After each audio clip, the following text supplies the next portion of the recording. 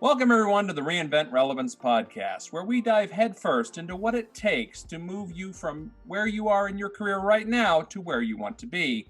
We call this Reinventing Your Relevance, embracing the winds of change to do work worth doing. I'm your host, Jason Mutzfeld, and joining me today is D'Juan Wilcher. He is the Executive Program Director at the Travis Manion Foundation, and he's a former naval officer. Oh, God. Yeah, see, I'm shook. Hold on just a sec. Regional director, not Regional the director, just two Regional words. director. I keep wanting to throw program director in there. You know, that'll make you an executive. So you're an executive program director. One day, hey, it's regional around the corner. director. It's coming. Regional director. I'm just gonna say director. That's good. That's perfect. Even simple. Welcome, everyone, to the Reinvent Relevance podcast, where we dive headfirst into what it takes to move your career from where you are to where you want to be. We call this Reinventing Your Relevance, embracing the winds of change to do the work worth doing. I'm your host, Jason Mutzfeld, and joining me today is D'Juan Wilcher. He is a director at the Travis Manion Foundation, and he's also a naval officer. He was a full-time naval officer. Now he's in the reserves, and we run into this a lot. We work with clients, and D'Juan has been a client of ours. Thank you for that. And he has transitioned successfully from full-time military service to the civilian life. We run into a lot of that in our line of work, and we thought we'd bring him on to talk with everyone about what that was like to move from yes sir, no sir, yes ma'am, no ma'am, to the world of corporate America. So, D'Juan, thank you again for joining us. I appreciate you being here today. Thank you so much for having me. I look forward to the conversation. Awesome. Well, so you transferred your career from naval officer to a civilian regional director of a major nonprofit. What has been the most eye-opening part of that experience? What can you share about that transition? I would say the most eye-opening experience is the fact that I didn't expect that I would be here. And the reason why I say that is because we normally have our own plans of what it looks like for us when we transition out of the military. And for me, that meant that I wanted to get out of the military active duty so that I can be what's called a social impact consultant. Mm-hmm. Luckily, I was in Chicago and I had a few consulting firms that I can go bang on their doors and talk to some managing directors to ask them, is there some interest in having a social impact vertical? Who can I talk to? What skill sets do I need to develop so that you can consider me to be on the team?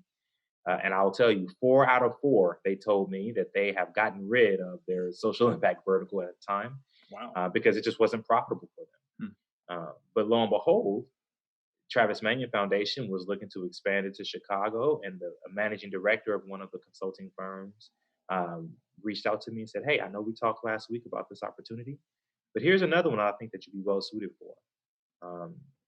I applied for the opportunity, and here I am today. I think the point that I like to underscore there is, our plan is not always the plan that we envision. The plan that we envision is not necessarily the plan that it's going to be. And so that kind of flexibility is what led me to be successful in that transition. And I'll also say networking and serendipity really, really played a huge role in that. Oh yeah, networking. We always say that social. They talk about social hiring. It's really social job seeking. It is that network will be what gets you a job. So that's great to hear. Now tell us a little bit about the Travis Manion Foundation. What exactly it does and how that aligns with your background. Yeah, sure.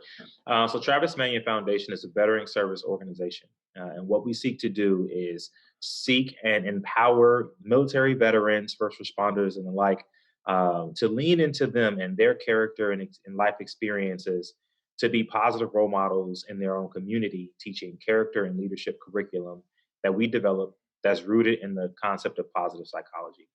So at the end of the day, my role has 2 heavy lifts.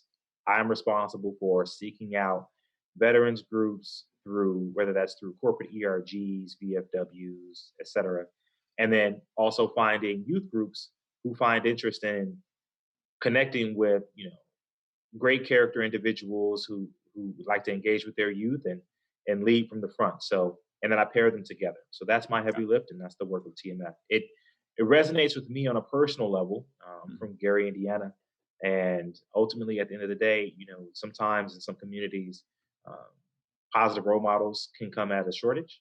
And so it means a lot to me that I can be in a position to to be a good representative for people who can see themselves in me, and so that I can also encourage them to be great in their own life.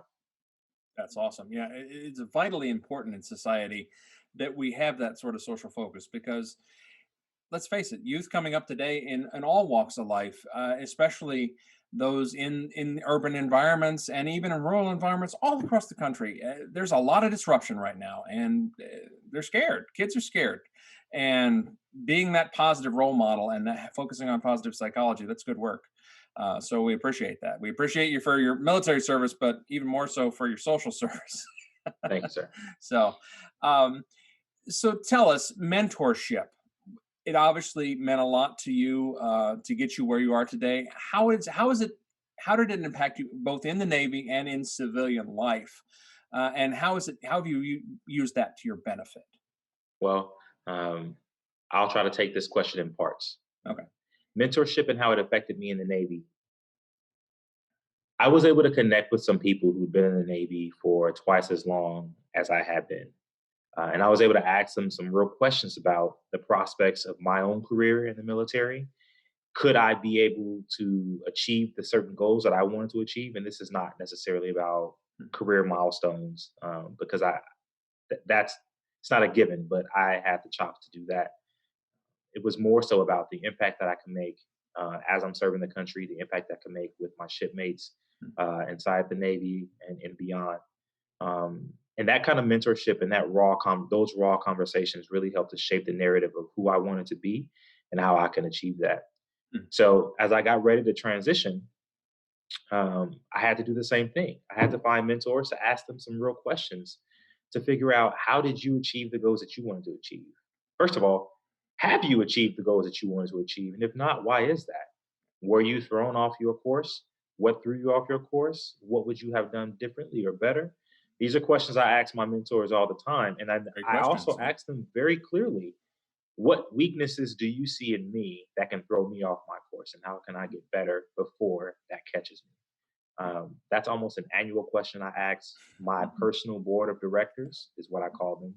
I ask them, what might I be missing right now? Going into 2021, it's going to be a different conversation with them because 2020 has thrown us all off our block in a different way. So, mentorship is critically important so that you can allow someone else to see to help you see the forest through the trees. Yeah. You know, my life is right in front of me, and I think I know what I'm doing. I think I know what's coming around the corner.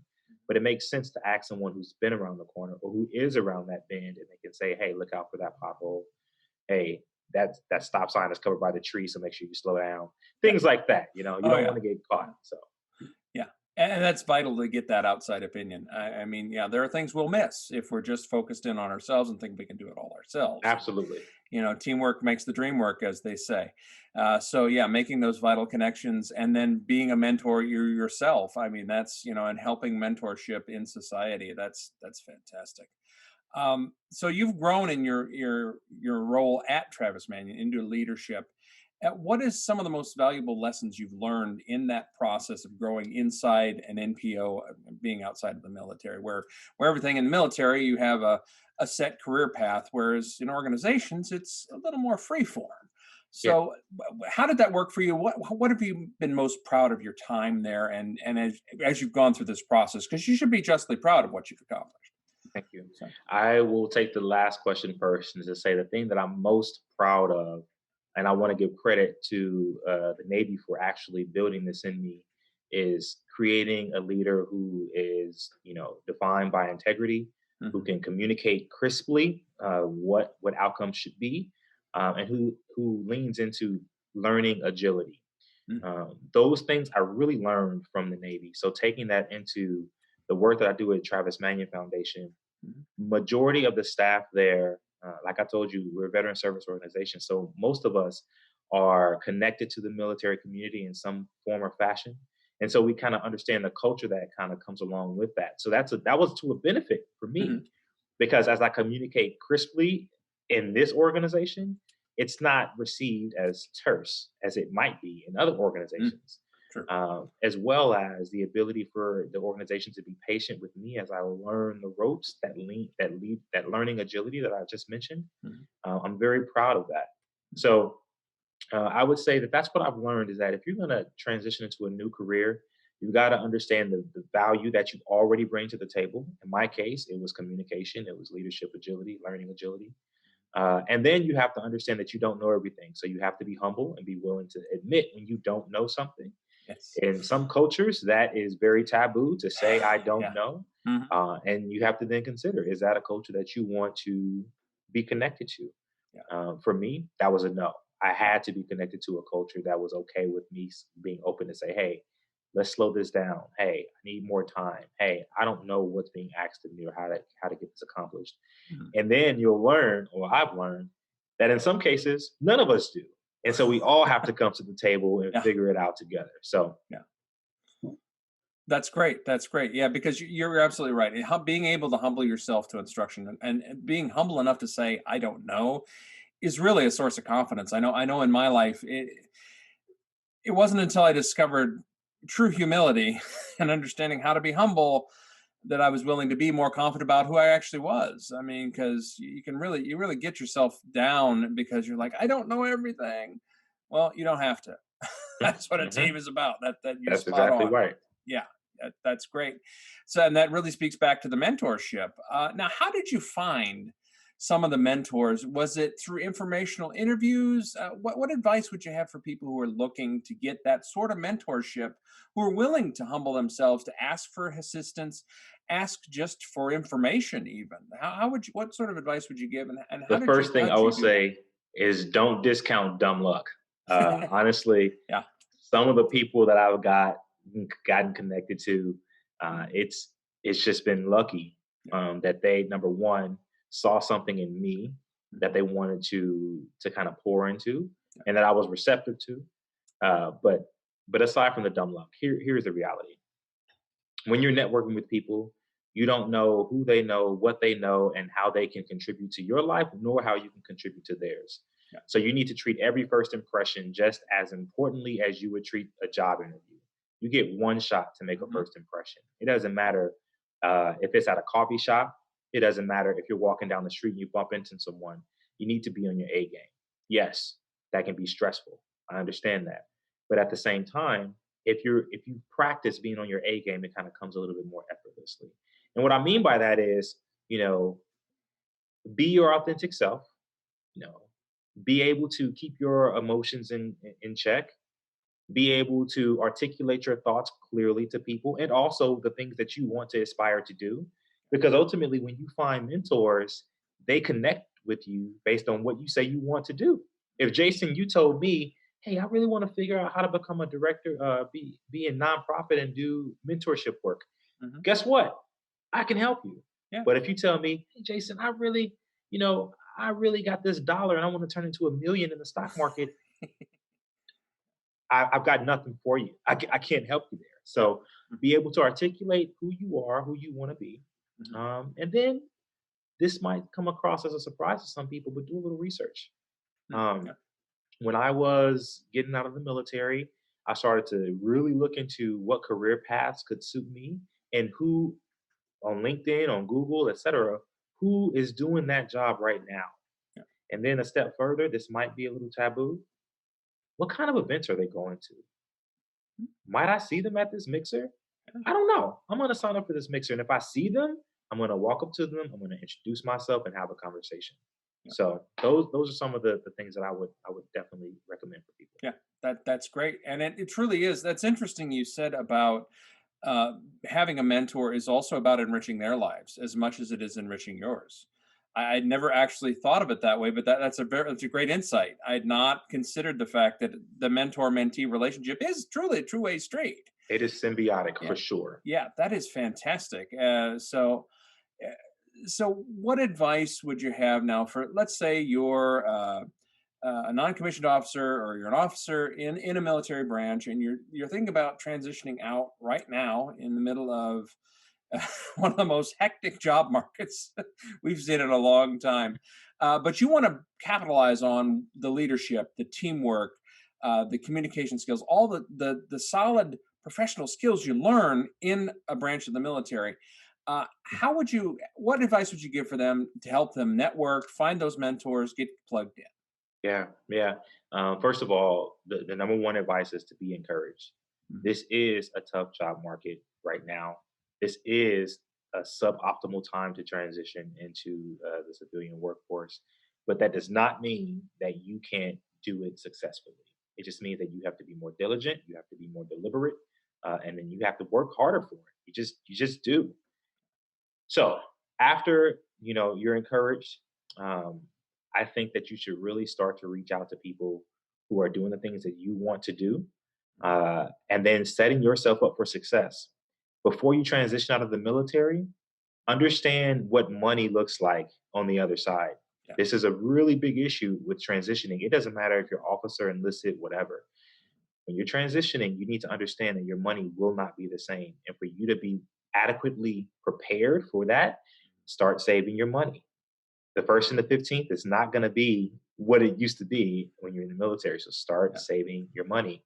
Once you do that, that opens up the opportunity for you to take some risks. If you've got money in the bank, you can afford to take a job that has high potential, but it pays a little less, Mhm. as opposed to taking a job that's kind of a dead end and you're not but you're getting paid very well. Moreover, know your story and know your worth. Yes, Yes. you can get caught up in the titles. Don't get caught up in the titles thinking that, oh, I separated as a senior chief. That means I need to be a senior manager director at a corporate level organization, or I separated as a Navy captain or even a rear admiral. That means that I must be at a managing director of a Fortune 100 company. No, it doesn't. In fact, you too have to learn again. You have to understand that there are two different types of mindsets. You got your fluid intelligence and you got your crystallized intelligence. Mm. The older you get, the more crystallized your intelligence becomes, but Yep. that's of value to you. You can synthesize information more quickly, you can articulate more easily, et cetera, et cetera. But you aren't able to really adjust as easily. You aren't as agile as someone who's 35 doing it again. So be encouraged, know your worth and know your value, and network your butt off. That's what you got to do. Yep. Oh, that's and that's truly that advice rings true for anyone trying to reinvent themselves, and that's truly what it is. When you've essentially lost an entire career when you move out of a service branch into the nonprofit world, the enterprise world, even entrepreneurship. It's totally different. So that's fantastic advice. Well, finally, I want to close this up by just asking you personally, what are you excited about for the future? How will you, now that you've been through this transition yourself and you've kind of crested it and you're going into the dip as they speak, so where you can start to reinvent yourself again. What will you be taking away from all that you've done now, and how will you reinvent yourself in the future?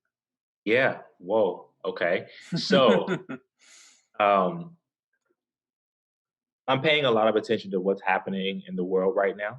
Mhm, And I'm thinking about ways that I can tap in and be of service as well. mhm. Again, Good. while my reinventions, because there will be more than two or three, my reinventions can be in different industries, but my North Star will remain the same. And that's to be of service. Great. Um, for me, that Mhm, helps me to kind of identify different opportunities that I want to tap into.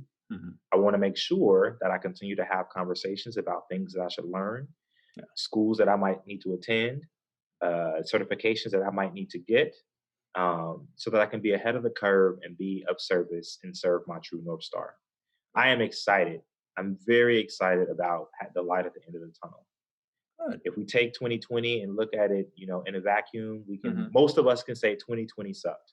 Yeah. Unless you are Yeah. in, the tech world, or you work for Zoom, Yeah. or you work for, Yeah, they any of cleaned those up. companies where Yeah, yeah, where their yeah, stock just soared.